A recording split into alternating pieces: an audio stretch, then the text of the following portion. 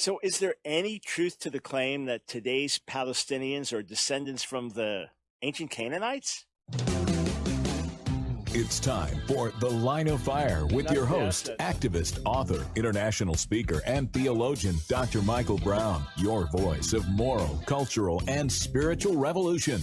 Michael Brown is the director of the Coalition of Conscience and president of Fire School of Ministry. Get into The Line of Fire now by calling 866-34-TRUTH. That's 866-34-TRUTH. Here again is Dr. Michael Brown. You know, there is some very fascinating history to the life of Prime Minister Netanyahu, to scandals associated with him in the past, his marriages, and how there's somewhat of a parallel with him and Donald Trump. Yeah, I'll talk to you about that today on Thoroughly Jewish Thursday, not in gossip column fashion, but in a way I think you'll find interesting. I want to interact with a quote from Palestinian Authority President Mahmoud Abbas, once again raising the fictitious claim that today's Palestinians are descendants of the ancient Canaanites. In other words, they are the original inhabitants of the land. Not exactly the kind of thing you want to take pride in, but even so, fictitious claim. We will talk about that as well as a number of other things. It is Thoroughly Jewish Thursday, which means the phones are open to your Jewish-related questions. So what comes under that category? A Hebrew question, a question about Messianic prophecy, Jewish background to the New Testament, a question about Judaism, Jewish practice, tradition, Jewish objections to Jesus, Yeshua. You might be a Jewish listener and you are not yet convinced that Jesus is the Messiah, or you're convinced that he's not, and you'd like to interact with me. Phone lines are open. Also, if you've got a question about modern Israel today, would gladly speak with you. 866-34-TRUTH. All right.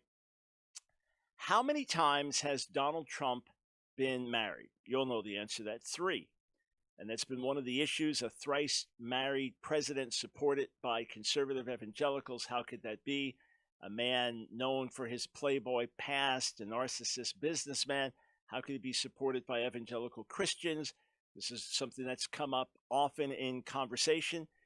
And when I was supposed to be on Chris Cuomo a couple of weeks back to debate the issue of conservative evangelicals supporting Donald Trump, one of the things I was going to say plainly was, listen, he was not, for most of us, our first candidate. We had concerns about his past and the depth of his conservative stance, but in light of babies being slaughtered in the womb, we thought he'd do a better job than Hillary Clinton. And in light of Christians being slaughtered in the Middle East, we thought he'd do a better job than Hillary Clinton. And in light of our religious freedoms being threatened, we thought he'd do a better job than Hillary Clinton. In other words, we voted with our eyes wide open with various concerns, but in balance felt that he would do the better job on issues that were very important to us. And we also felt that Hillary Clinton herself had her own history that was corrupt in different ways and that was morally concerning. Well, what about Prime Minister Benjamin Netanyahu? So highly regarded by evangelicals in America, when he has spoken to Congress, standing ovation after standing ovation, looked at as a real hero and a man that speaks the truth and immovable, a man of conviction and these kinds of things. And of course, for Americans, the fact that he studied in America and he speaks English with an American accent makes him sound very much like one of us. Obviously, English is his second language. In any case, well, Hebrew certainly is first. Does he have another language that he speaks even better than English? Anyway, Hebrew is his first language. Fact is that Prime Minister Netanyahu has also been married 3 times. Did you know that? Yeah. And when he was much younger in his political career back in 1993, there were allegations of him having an affair. Well, he went on public television in 1993 and confessed to apparently numerous affairs. I tried to get the exact transcript. I haven't been able to find that, but he confessed to marital infidelity. So here you have a man now married 3 times with a known adulterous past. This is known. This is not disputed. This is public record that he confessed to. And yet, right-wing conservatives voted for him in subsequent elections, and very Orthodox Jews for whom morality is very important and marital fidelity is important, they also voted for him. So even though he's a very different man than President Trump, even though he is much more of a statesman, at least at this point in his career, I don't know how much back then, within Israel, he remains a very controversial figure. Within Israel, there's constant bickering. He is much more respected and loved in America than in Israel. Israel, everybody's tearing down everybody. Israel, you're not going to have like a majority of the people behind you. It's just that you have the largest group among the minority. I mean, that's kind of the way it works out. And in Israel, you ultimately vote for parties, not for people. And then the party has to put together a majority government. So because you never get enough votes, you got 120 seats in the Knesset, you're not going to get 61 seats for your party. So maybe you get 35, and that's the biggest group, and maybe your competitor has 30. So you got to scramble to get those other 26 seats, and you're going to have to compromise with some groups you really don't want to in order to have a coalition. I mean, that's just the way it works. And I've read years back when I was reading more stuff in Israeli newspapers and reading more things in Hebrew, etc., modern Hebrew, I would read the most vicious attacks and assaults back and forth, from Israelis attacking Israelis. To this day, it makes American politics look tame. But it's interesting that despite Prime Minister Netanyahu's known moral failures, confessed moral failures, and the fact that his present wife of many years now is his third wife, he has been a popular leader, elected to be prime minister, then out, and then elected again. So, in his current tenure going on, so he remains prominent. And check this out. I've also read that many Israelis look at adulterous affairs differently, that the country being more liberal, generally speaking, of the very religious, and then the rest of the country being more liberal, that many of them look at things the way Europe looks at Bill Clinton. Like, what's the big deal? He had affairs. Everybody has affairs. All leaders have affairs. I mean, that's how a lot of Europeans look at it. Like, what are you Americans? You're so puritanical. And I've even read that in the Israeli army, of course, it's mandatory service, unless you're an ultra-Orthodox Jew studying in yeshiva, 3 years for men out of high school, 2 years for women out of high school. So you're going to have a lot of immorality right there. That's understood. But then men up until, 50, have to serve 1 month in the reserves. So they're away from family 1 month each year. They can be away from family. And some of them, that's when they do what they want to do. In other words, in that way, it could be a more permissive society than America, as liberal and immoral as we can be. There's still that conservative pushback.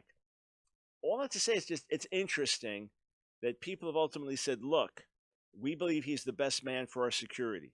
Look, we believe he's the best man in fighting against terror, and therefore we're going to vote for him. And he's got some questionable past with marriage and infidelity and things like that. But when it comes to security, we think he's a good guy. Look, I was just reading about Moshe Dayan, the legendary general, famous in Israel. You've all seen him with the eye patch. And he was famously promiscuous, from all accounts, from his daughter talking about it quite freely. And then the wife just put up with it. Yet he's a hero in Israel, and some say that was part of the heroism too. He was a womanizer. Seriously? Yeah, well, you're not talking about believers looking at it, or religious Jews. You're talking about a secular population looking at someone. One other thing, though. Right now, there are scandals and charges. I talked about it briefly last week. Bribery, corruption charges that have come against the prime minister. And some have compared it to the Robert Mueller investigation, that it's just an attempt to take somebody down. And just as Democrats and leftists and some Republicans want to take President Trump down, this is just an inside job to try to take Prime Minister Netanyahu down, and it's going to come to nothing. Recently, someone within Netanyahu's own circle seems to have turned on him. Where this is going to go, I don't know. But I bring up the past to say he has survived charges, moral charges in the past, infidelity then, now bribery, corruption. with his own family, with his wife, with his kids? How far does it go? Is there truth to it? Or will the Israelis say, we don't care, he's the best leader we have to protect our safety? We shall see. 866-34-TRUTH. I just pray for God's best for Prime Minister Netanyahu and for the nation. You say, I don't know how to pray. Well, pray that, God, your very best plan for Prime Minister Netanyahu and for the nation. All right, speaking of Israel, don't forget, February 1st through 10th, 2019. This will only be the third Israel tour that we've done. I've been to Israel, a minister, many times. This will only be the third tour that we've done. So not only will you have a first-class tour guide, February 1st through 10th, just go to our website, AskDrBrown.org, and click there right on the homepage for more information. But we're calling it Holy Fire in the Holy Land. Not only will you have an awesome tour guide that we use every time, one that's used by top leaders when they go over there, and famous American media people use her when they go over there. Not only will you have her, you'll have Scott Volk, my dear friend and colleague that leads Tours to Israel constantly. He'll be there with you all the time. During the day, there'll be select sites where I'll be there and do some special teaching, because I'm not a tour guide. We've got a first-class tour guide. But then at night, we're going to have special meetings with me. Every night, we're going to do something, be it a Q&A session with me, be it a prayer and ministry time, be it getting some other Israeli believers in and we'll minister together, be it going somewhere where I'm going to speak, be it going to do my radio show with me. You'll have opportunities. So we'll get in ministry to you, meals together, plus the full tour with your tour guide, Scott, during the day. So tour guide and Scott during the day. So sign up today, February 1st through 10th, 2019. We've only done 2 tours. If I did them as much as I was asked to, I'd do them just about every month. And the people that have gone with us have been so radically and dramatically transformed. It's been incredible. And the accommodations are great. Great meals, great hotels, great tour. But the biggest thing is just to be there. It's so life-changing. And even though I knew, and I've said this over and again, I knew when we invited people to come the first time how impacted they'd be. I was still surprised by how impacted they were. Okay, we come back. I'm going to go straight to the phones. Your Jewish-related questions on this thoroughly Jewish Thursday. 866-348-7884. That is the number to call.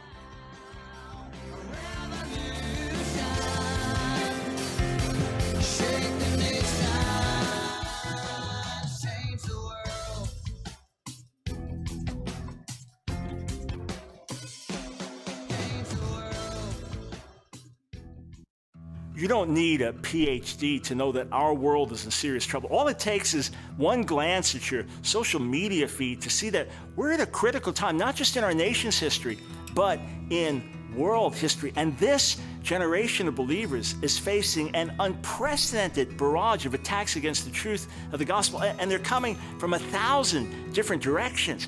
If ever there was a time for the body to speak out, to raise a righteous standard, and to be a beacon of hope in the midst of a sea of despair, now is that time. Through preaching and teaching and radio and writing and social media, God's given us a voice. I mean, by His grace, many, many lives have been impacted for the gospel around the world. So it's for that reason I want to take you behind the scenes here at Ask Dr. Brown, let you know about some of the exciting projects we're involved in, and share with you how you can help us fulfill this great mandate from the Lord in this battle for the hearts and minds of a whole generation. Over the last several months, our studio has undergone a massive overhaul. We have put thousands of dollars into revamping what is basically our command central. This studio is not just used to produce the Line of Fire radio broadcast, but we also produce in this studio hundreds of YouTube videos that you see, as well as our media for other ministry outlets like God TV and NRB TV. So this studio is really the heartbeat of everything, all the media that we produce at Ask Dr. Brown. And now we are ready to step into a whole new realm, and we can do it with your help. So I'm asking you today to partner with us. Through your generous donations, we can fulfill this mandate from the Lord in this battle for the hearts and minds of a whole generation, and you can help amplify my voice. Friends, stand with us today. Together, we're making a difference.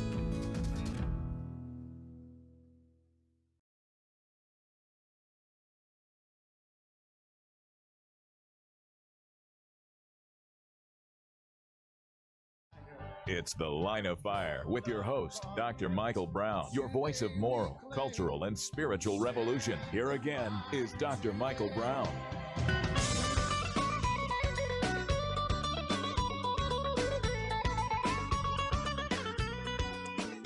Welcome to The Line of Fire. 866-34-TRUTH is the number to call if you've got a Jewish-related question. 866-34-TRUTH, the number to call. Let's go straight to the phones. And continuing to talk about Prime Minister Netanyahu, let's go to Lisa in Des Moines, Iowa. Welcome to The Line of Fire. Hi, thanks for taking my call. I enjoy your show. Thank you. I think the reason why more conservatives are more forgiving of Prime Minister Netanyahu is because he confessed. And once you confess, that is saying that you know that what you did was wrong. Mm-hmm. And Trump doesn't seem interested in or repentant about much of anything. And I think that's where the difference lies. Yeah, it's definitely, listen, we understand there's going to be a lot of swiping left, right, both sides going after each other. And that's just going to, we're going to be partisan.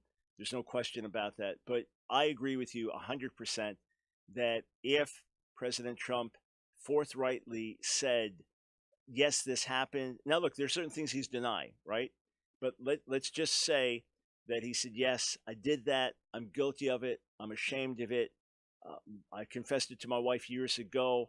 I'm ashamed it's come out to the public. But yes, this is part of my past. And sorry to say, you shouldn't be surprised because I boasted about things like this in the past. Now I'm ashamed of them.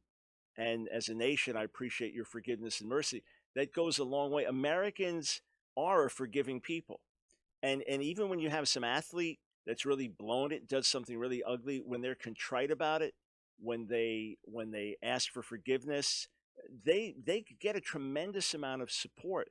Look, when President Trump during the Hillary Clinton debate referenced some that horrific tape and comments he made and said, "Look, I'm not proud of it. It's just locker room talk. Meaning I haven't really done that stuff, but I'm not proud of it." Okay, that was a step in the right direction.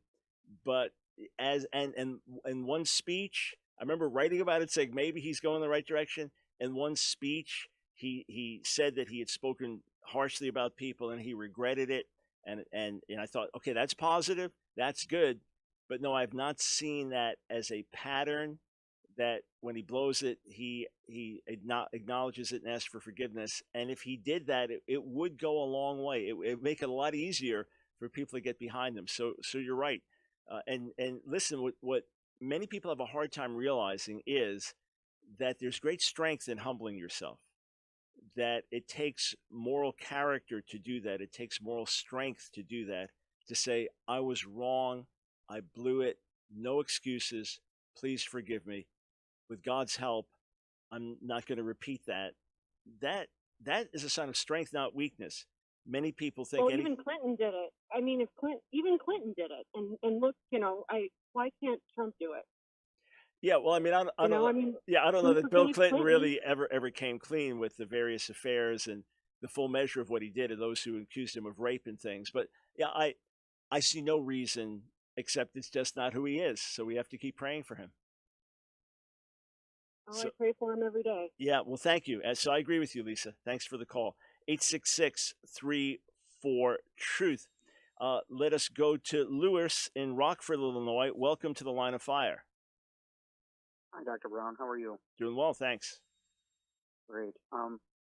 I've been studying the Greek and the Hebrew. I'm a student in a seminary at Grand Canyon University, and I have a question about the word Sabbaton in the Greek and how it's translated in the Hebrew. Yeah. Are there places in the Hebrew that use the word Sabbath or Shabbat as day?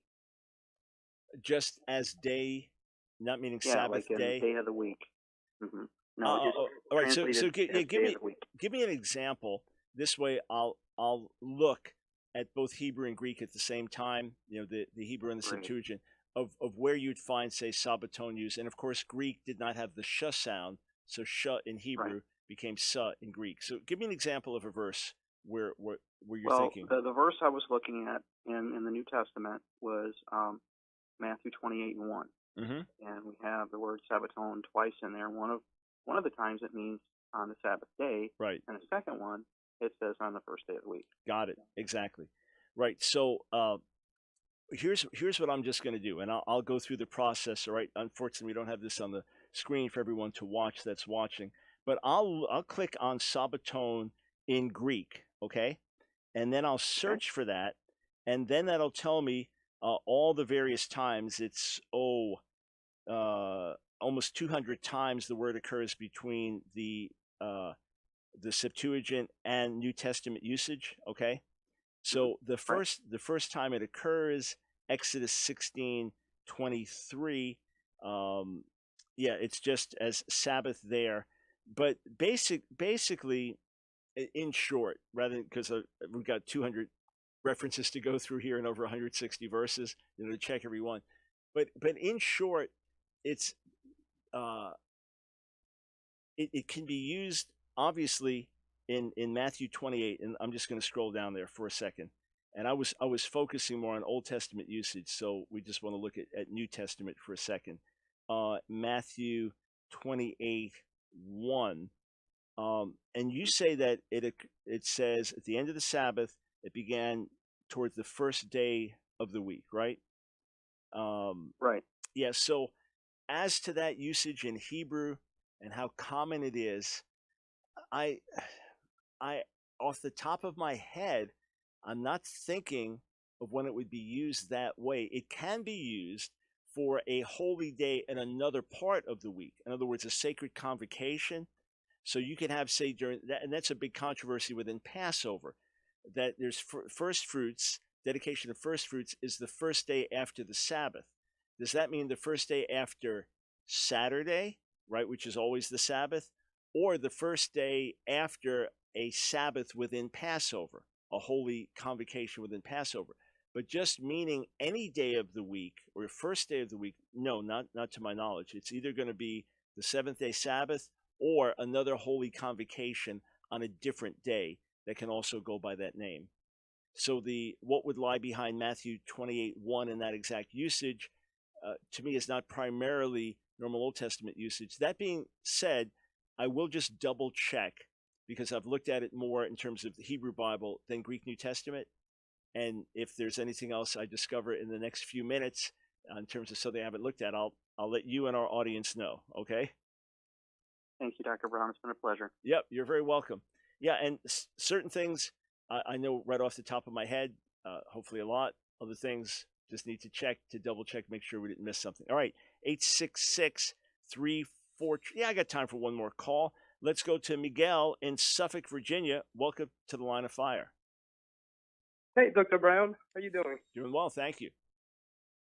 So you got another seminary question here. Awesome. What seminary are you in? I just got... What's that? What seminary? I go to Virginia Beach Theological Seminary in Virginia Beach. Okay, great.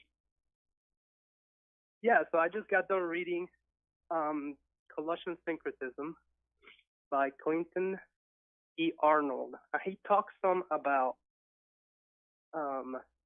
magic and the influence of things pertaining to angels and demons during that period of time, first couple centuries of the church. Yeah.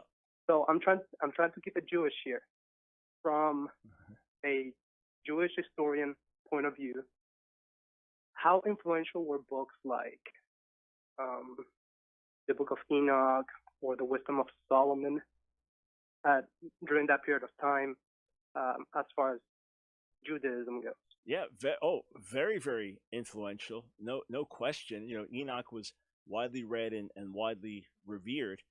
And while these books ultimately were not included in the Hebrew canon of Scripture, they were absolutely influential. But more broadly, sir, magic, superstition, there was a lot of that. There were incantations against demonic powers. There's a lot in the Talmud, religious literature, early rabbinic literature about demons and demonology. There was not a sense of you have Satan versus God. Satan was just part of the larger angelic kingdom, but he had his domain of demons and things like that. To this day, in very, very religious Jewish households, Hasidic ultra-Orthodox Jews, there's still a lot of superstition.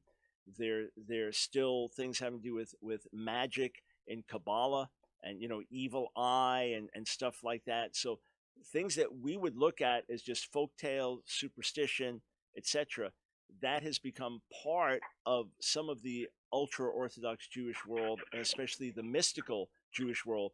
I remember visiting the city of Safat, or Safed, as it would be called, in northern Israel, which is kind of a headquarters for Jewish mysticism.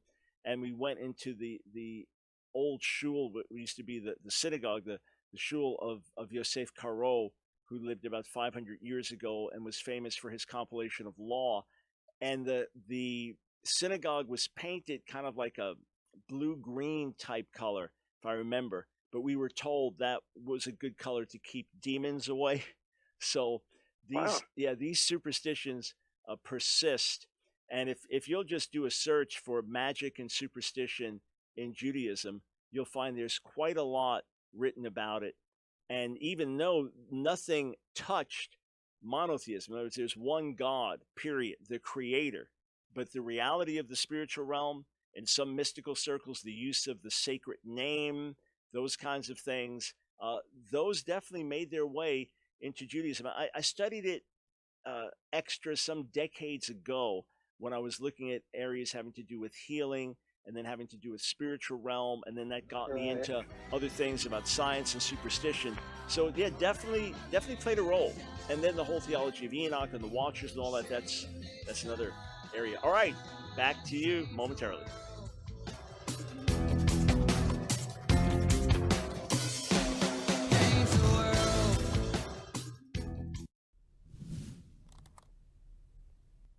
There are Jewish scholars who believe that Jesus was a good guy, that he was a rabbi, Orthodox rabbi, a fine Jewish teacher, and that he's not the one responsible for all the changes or founding, quote, Christianity. Rather, Paul changed things. You'll often hear that. There are liberal Christian scholars who believe the same thing, that Paul changed things, that he changed the gospel. Rabbi Shmuley, in his book, Kosher Jesus, that I answered and rebutted in my book, The Real Kosher Jesus, he holds to this view as well, that Paul started this whole thing, that Paul's the one who taught about vicarious suffering and Jesus dying as a substitute for our sins, and that Paul taught the deity of Jesus and introduced these new concepts. And some even look at verses, say like Romans chapter 2, verse 16, Romans 2:16, where Paul speaks of that day, on that day when, speaking of a final day of judgment, according to my gospel, God judges the secrets of man by Messiah Jesus. So, in other words, they're saying that Paul's saying God will judge man by my gospel. And that's because he preached this new message. Well, first, that's not how I read what he's saying. Rather, I understand what he's saying is, just as I teach in my gospel, God's going to judge everyone at the end. He's not saying God's going to judge everyone based on my specific gospel message, but rather as I preach, when I preach the gospel, my gospel message that I preach, I tell you that God's going to bring judgment. But here's what we know. And I've laid this out in volume 4 of my series, Answering Jewish Objections to Jesus, and David Wenham has a couple of great books on it. All of the major themes of the gospel that Jesus taught, Paul taught. And Jesus said in Mark 10 that he would be a ransom for our souls, and that the new covenant was made in his body and blood, which was broken for us and shed for us, and that he himself clearly identified as deity in a number of different passages in the Gospels, and that he appeared to Saul of Tarsus as the risen Lord, that Saul refers to him as Lord and bows down before him. So there is nothing new that Paul is introducing. Rather, Paul had the revelation that one day Gentile and Jew would be one in the Messiah, and that time had already come. That's what he understood, and that Gentiles did not need to become Jews in order to be saved. But all the fundamentals, I've laid it out, others have laid it out, all the fundamentals of the gospel, read in 1 Corinthians 15 where he lays them out. Those are the fundamentals taught by all the other apostles. Those are the fundamentals that we find in the Gospels. And by the way, Paul couldn't just change everything without changing all of the early church, which was obviously not what happened. Rather, he was an esteemed fellow worker in the Lord.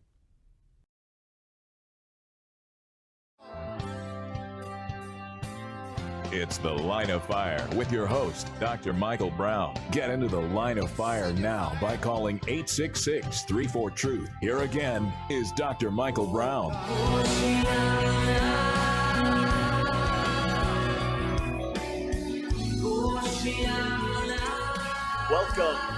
Welcome to Thoroughly Jewish Thursday. Michael Brown here, delighted to be with you. If you have a Jewish-related question for me, so related to Hebrew, related to Jewish background to the New Testament, Messianic prophecy, Jewish objections to Jesus, Yeshua, modern Israel, conflict with Islam, give me a call, 866-348-7884. We spent yesterday's broadcast talking about what made Billy Graham special and the significant ways that God used him. And folks called in as well with their own testimony and story. And I did this not just to honor his memory, but also to encourage us to follow in his example, both of integrity as well as giving himself to reach the lost. There were controversies, of course, that surrounded him. Remember, when he stood against segregation, when he literally, with his own hands, took down barriers that had been erected to separate blacks from whites in the 50s, those were controversial acts. It was not just he got up and said everyone needs to believe in Jesus. He took action against what he believed was ugly social injustice. And of course, it was ugly social injustice and completely unacceptable among those that claim to be Christians. So those were controversies he was involved in then. And then also there were tapes released from conversation he had with Richard Nixon, which would have given the impression that he was in some way anti-Semitic and that he spoke against Jewish people. So there are Jewish articles today saying, how should we look at him? How should we think of him? And there's an article in the Jewish Week, Times of Israel, and it says, okay, let's just see who wrote this article here. Gerald Zelzer. He says, look, I would have wished for less vitriolic words from Reverend Graham in his private conversations, but that should not blind us Jews to his constructive words, which benefited all religions, including my own. He says, let's recall on the plus side, Reverend Graham's faith was absolute, but not imperialistic. In 1995, for example, he refused to join a nationwide campaign of his Southern Baptist Church to aggressively convert Jews and Muslims, explaining, I have never targeted Muslims, I've never targeted Jews. While Jesus was his exclusive personal path to salvation, Reverend Graham admitted not knowing who God would save and who not. Quote, it would be foolish of me to speculate on who will be there in heaven and who won't. I believe the love of God is absolute. I think he loves everybody regardless of what label they have. He was an evangelist, but not a fundamentalist. In any case, he goes on to have a more gracious approach. Yes, Billy Graham did preach salvation through the cross and calling people to believe in Jesus, but he did it in a way that did not put off all of his critics. All that to say that even though there were statements he made that caused controversy, people looked at the overall statement of his life and tenor of his life, and no one who knew him could then accuse him of being an anti-Semite. 866-34-TRUTH with your Jewish-related questions. Earlier this week, Mahmoud Abbas, Palestinian Authority President Mahmoud Abbas, reiterated the claim that really the Jews have no claim on Israel today. It is only the Palestinians who have a claim. After all, they are the descendants of the ancient Canaanites, and therefore they have been in the land for millennia, and they are the rightful inhabitants of the land, and the Jews are the usurpers. In my book, 60 Questions Christians Ask About Jewish Beliefs and Practices, I tackled that idea. I tackled that idea that Palestinians are descendants of the Canaanites. So let me put that to rest. Let me break it down for you in some detail. And also, I'm going to give you a big surprise. Oh yeah. Who might some of the Palestinians be descended from? You are in for a surprise. Okay, so question I ask is question number 34 in 60 Questions Christians Ask About Jewish Beliefs and Practices. So are the Palestinians descendants of the ancient Canaanites. And I say, to begin with, historically speaking, a reminder, there's no such thing as a Palestinian people. So it's true that there have been Arabs living in the land of Palestine for centuries. Israel was called Palestine by the Romans, of course, as you know, 2nd century AD. And it's true that some of these families have lived in Palestine without interruption for many generations. But at no time before 1967 did these Arabs even identify themselves as Palestinians, nor did they seek to achieve any type of statehood there. There was no Palestinian nationalism and no attempt to develop the territory as a homeland for these Arabs. And in 1936, when the Palestine Orchestra was formed, it was a Jewish orchestra. All right, so just to put that out to start. So where did the concept of a Palestinian people come from? And they can, quote, trace their lineage all the way back to the Canaanites. Mitchell Bard, in his very simple book on understanding the Israeli-Palestinian conflict, says this: prior to the partition plan, so 1948, prior to partition, Palestinian Arabs did not view themselves as having a separate identity. When the first Congress of Muslim Christian Associations met in Jerusalem in February 1919 to choose Palestinian representatives for the Paris Peace Conference, the following resolution was adopted. Quote, "We consider Palestine as part of Arab Syria, as it has never been separated from it at any time. We are connected with it by national, religious, linguistic, natural, economic, and geographical bonds." In 1937, a local Arab leader, Auni Bey Abdul Hadi, told the Peel Commission, which ultimately suggested the partition of Palestine, quote, "There is no such country as Palestine. Palestine is a term that the Zionists invented. There is no Palestine in the Bible. Our country was for centuries part of Syria." So Aram in the Bible, Damascus, Syria, Aram. This, Damascus being the capital of Aram/Syria. This has ancient history. This goes all the way back, and the Arabs living in Palestine consider themselves to be part of larger Syria. All right. Arya El Avneri pointed out that the estimated population of Muslims, Christians, and Jews in Palestine grew from 205,000 in 1554 to just 275,000 in the year 1800. There are Christians living there, Arabs living there, Jews living there. Where was the cry of Palestine as our homeland among the worldwide Arab population? It didn't exist. At what point in time did the Arab population begin to rise dramatically? It was when Jews began to return to the land in larger numbers, especially after 1880, at which time the bulk of the more than 400,000 Arabs living in Palestine were themselves relatively recent immigrants. In other words, the great bulk of those who identify as Palestinians today are more recent inhabitants of the land. Even if some of them have been there for 100+ years, that is not 3,000 years, that is not 4,000 years, that is not 2,000 years, that is not 1,000 years. The vast majority came in later as Jews began to develop the land. More Arabs then began to come in.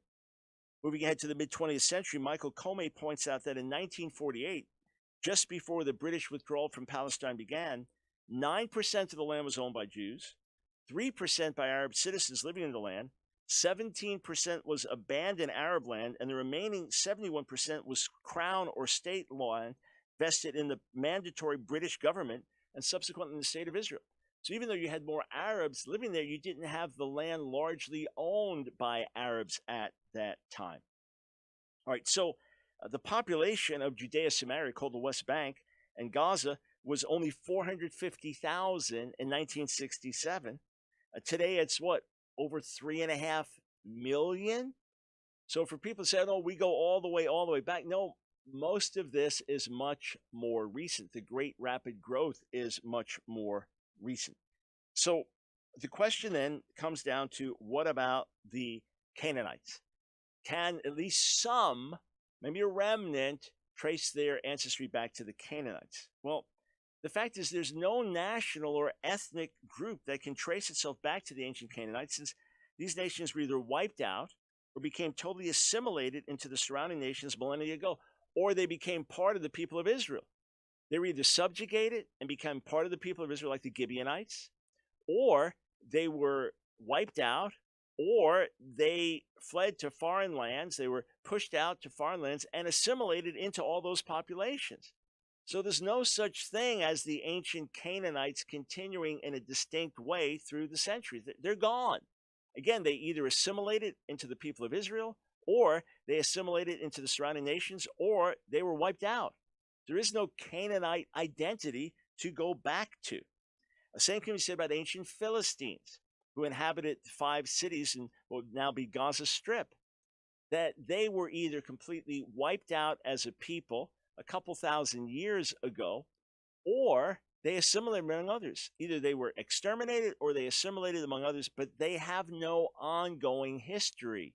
There is no ongoing Philistine history or Canaanite history. It comes to an end many hundreds, even thousands of years ago. So the other thing that's worth pointing out is this. And here's the big surprise. Then I'll go to the phones, 866-3-4-TRUTH. Here's the big surprise. It is possible that some Palestinians today actually go back to being ancient Jews, ancient Israelites. Say, what? Yeah, there is some DNA evidence pointing in that direction, along with certain customs and practices. Now, look, I've only studied this a little. I've studied it with some solid authors or journalists or reports. In other words, it's not National Enquirer tabloid kind of stuff, but I've only studied it a little. But this is the theory, that there were Jews that remained in the land of what became Palestine after the destruction of the Second Temple, even after Jews were banished from Jerusalem in the 2nd century. They still remained in the land. After several more centuries, there was the Muslim conquest. So now you're talking the 7th century of this era. And during the Muslim conquest, a number of these Jews converted to Islam and continued living in the land, but still preserved some of their Jewish identity. This is the theory. And there's the argument that some Palestinians, or maybe a good percentage of them, are actually ancient Jews who converted to Islam, and they were the very small remnant that stayed in the land, but some of them continued to secretly practice certain Jewish customs, and those customs are still practiced today in certain Palestinian circles. That is the theory, and that is the alleged evidence. Back with your calls on Thoroughly Jewish Thursday.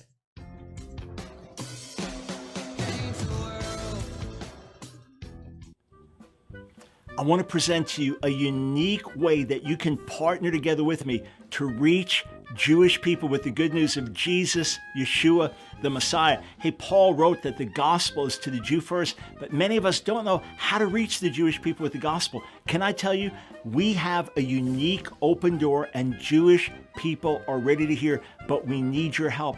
When I was in Israel recently, my last hour in Jerusalem, about a dozen different people came up to me, and they wanted to thank me for the impact of our message. One Jewish woman came up to me, a believer in Jesus. She said, "You saved my son's life. He was falling away. He was getting pulled by other objections to Jesus. He read your material. He's back in the faith."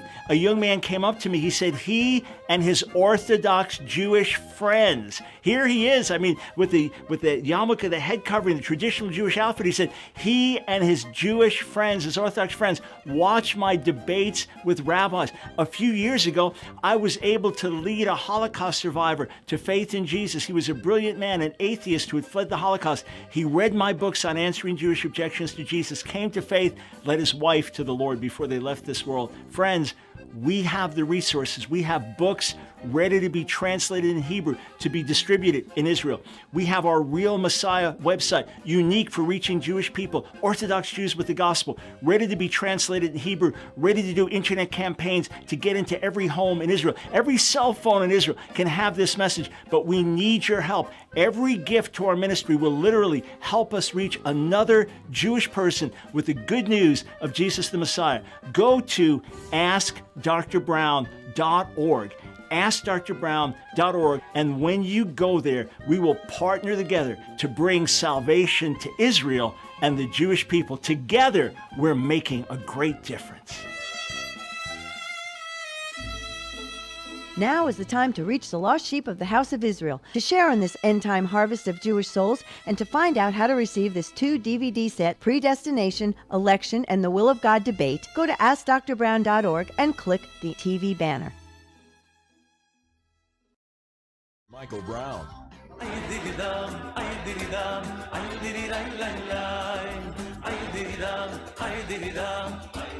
Thanks for joining us on Thoroughly Jewish Thursday. All right, I got a call in the first half hour of the broadcast, so those that just joined me at the bottom of the hour missed it, asking about the use of Sabbaton, which is the equivalent, the Greek equivalent of Hebrew Shabbaton, and how it's used in the New Testament, that sometimes it means Sabbath, sometimes it means first day of the week, and that is it ever used like that in the Hebrew Bible? Can it just mean day?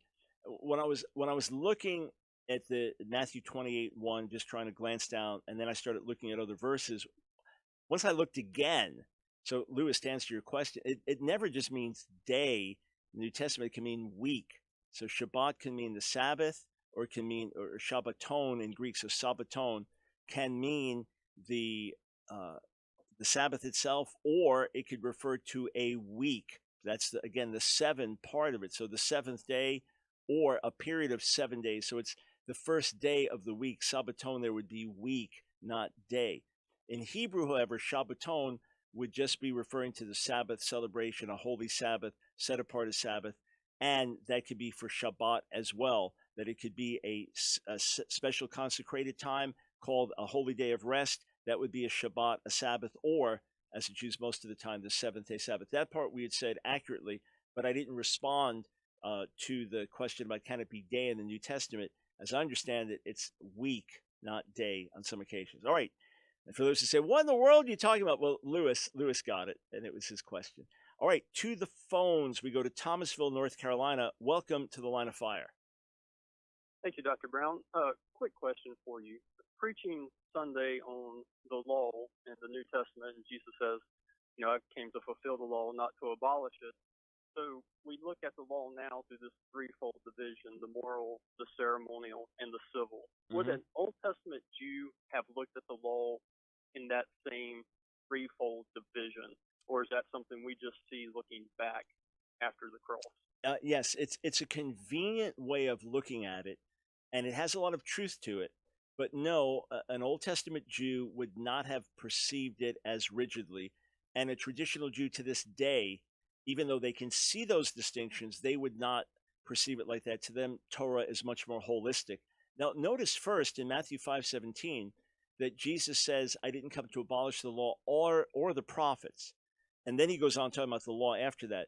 So he's there talking about the Hebrew scriptures as a whole, that he didn't come to abolish but to fulfill. They point towards him. But Christians subsequently looking at the law and say, okay, you have the moral law, so don't commit adultery. You have the ceremonial law, like blood sacrifices. And then you have the civic law in terms of conduct, build a parapet on your roof of your house because roofs are flat so someone doesn't fall off. That's just basic things. Or go to the judges when you have disputes about these various things. And it's useful to break things down into categories, because we could say, as far as fulfilling the Torah, that all of the moral laws Jesus takes to a deeper level, to a higher standard.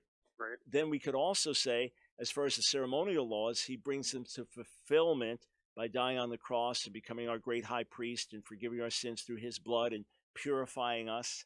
And then we could say the civic laws, we get wisdom from as to how they apply, but they were especially given to Israel as a theocracy. So that's a good way that we can break it down by way of explanation. But if you were, say, just reading through Leviticus 19 and Leviticus 20, you'll find that they can go back and forth. You can have a moral law, and then you can have Sabbath, and then you can have something else that seems ceremonial or civic. And then, in other words, it's all intertwined, and it was looked at in a much more holistic way.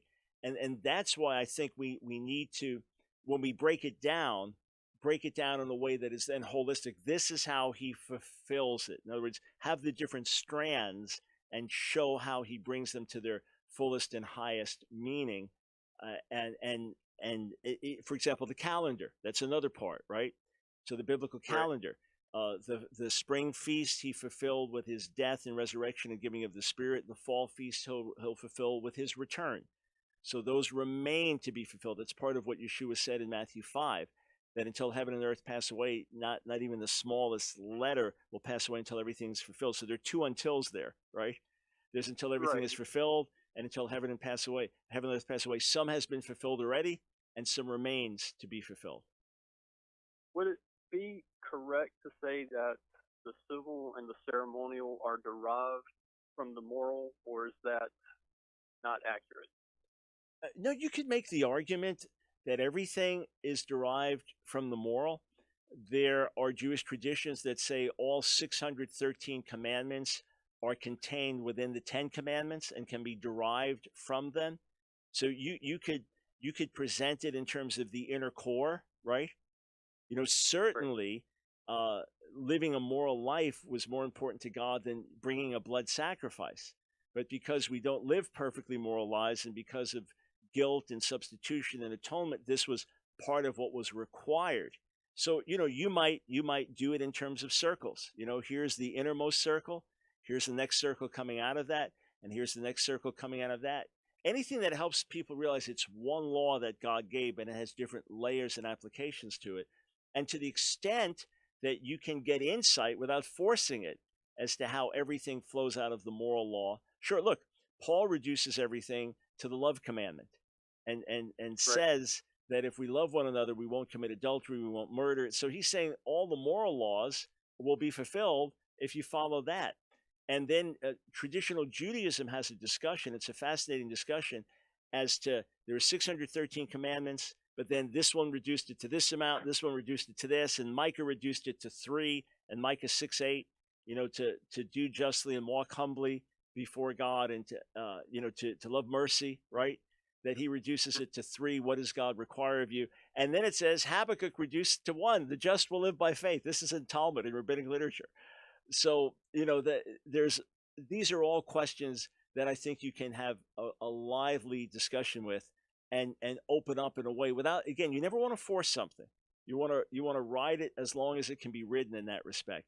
But sure, you could make that argument.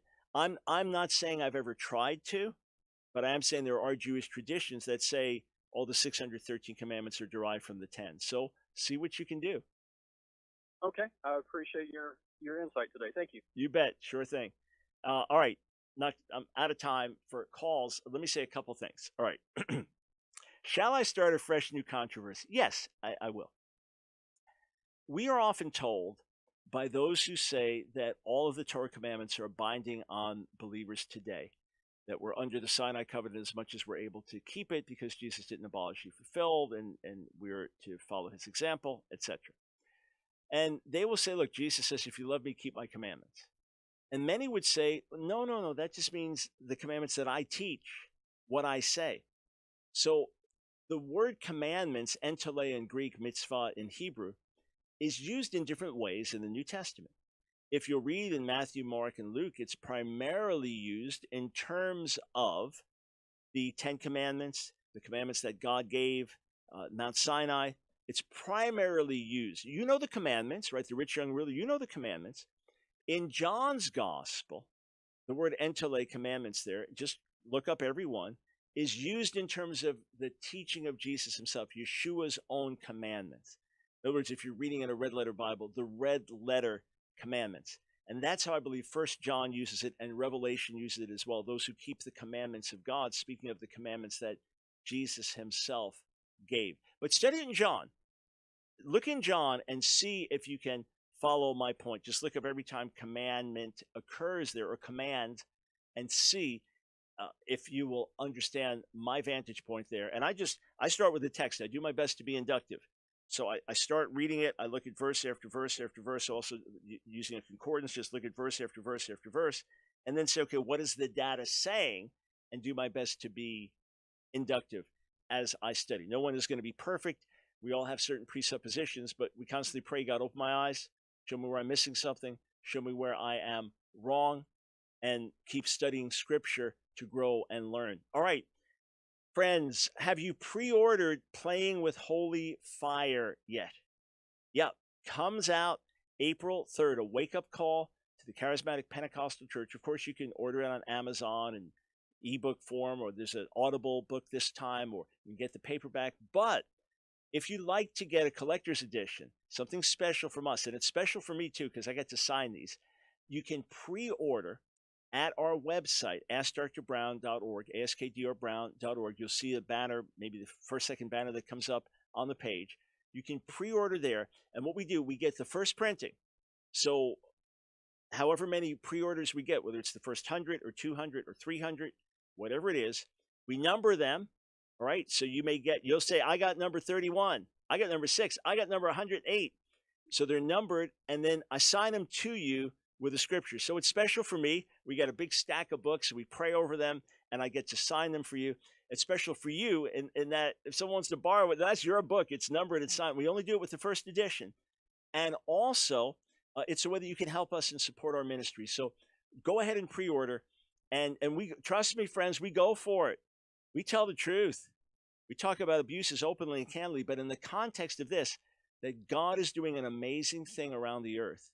That in the last century, more people have come to faith than any other time in world history, and it is primarily through the charismatic Pentecostal outpouring. This has happened worldwide. But with the rapid growth, there have been lots of abuses, and we have often not done a good job of self-policing. So we tell it like it is in this book, and charismatic leaders were lining up to endorse it, wanting to put their amen behind it. Go ahead and pre-order. They back with you tomorrow. You've got questions. We've got answers.